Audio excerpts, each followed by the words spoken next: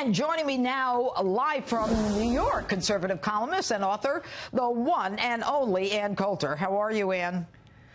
Deeply depressed, and you? I am certainly concerned, but let's talk about why you're depressed. Well, listening to your opening statement, I was thinking to myself, oh, I wish I could believe that. I wish I could believe there's still hope. I can't see any way to sugarcoat what a disaster this is. I mean, there are 24 Republicans in the Senate who voted against the omnibus spending bill, and about half of them did it for the right reason, like Senators Tom Cotton and David Perdue and Ron Johnson and a few others. So, you know, maybe we can run them for president. But there was only one guy who said at every speech, at every rally for 2 years, that he would build the wall. And he has now signed a bill to prohibit the building the wall. You know, you say that he did it, and he claims he did it, although I note the Wall Street Journal said he did it because he wanted to go to Mar-a-Lago. Oh, that's baloney. That's your corporate newspaper. No, it's not my corporate anything. This guy is the hardest working guy who's ever been in that White House. He doesn't sleep, and he works day and night. But, you know, it didn't pay off here. You know why? Because the Republicans didn't care enough. No, but we knew that. We knew that from Trump's campaign. We knew they were swine. We thought he was perhaps not the world's greatest negotiator, but a negotiator. And we got nothing, nothing, nothing. Chuck Schumer's flack is tweeting out, we're getting tired of winning. And this business about how he did it to protect, you know, national defense and how important it is. There is no more crucial attack on our national defense than the fact that we don't have a wall. More people are dying, as you were saying in your opening statement, more people are dying every year from heroin and fentanyl overdoses than died each year than died in the entire course of the Vietnam War. And that is 100% because we do not have a wall at our border. I mean, if I thought there were any hope, there are things Trump can do. Somebody's got to, you know, brush up on the Constitution. He's the commander-in-chief. It's his job to protect our borders. What can he do? How can he do it? Now, given what he's got, how can he do that? And by the way, you can't make light of North Korea with the wackadoo over there, Rocket Man.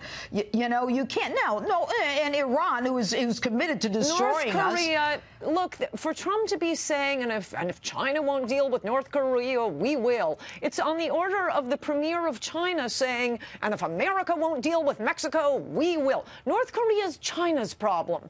Mexico's our problem. Except North Korea is threatening to kill us, not China. They're not going to do that. That's crazy. Hey, were you with the basketball player with Dennis Rodman? You in on some private talks? No, but I've seen the missiles. They go like that. Poof.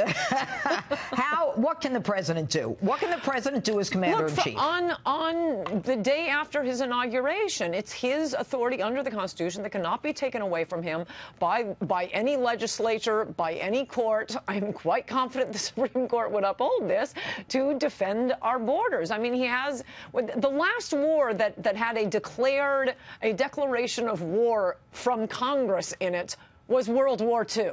And we engage in a lot of military actions around the world. I think it can be done right on our border as part of the defense. Have the Seabees do it. Okay, so where does he get the money? Where does he get the money to build the wall that you say he can build as national defense? Where does he take the money from?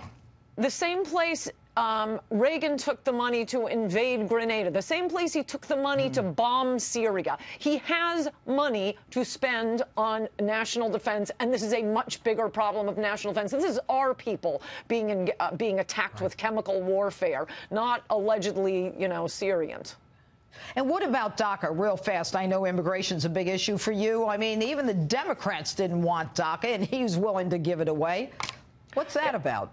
I don't think he should have been willing. I mean, I think the opening gambit should be, we'll talk about DACA when we have a wall, but I'll leave that aside since now we have no funding for a wall and no funding for sanctuary cities, and he's only supposed to paint fences down by the San Diego border.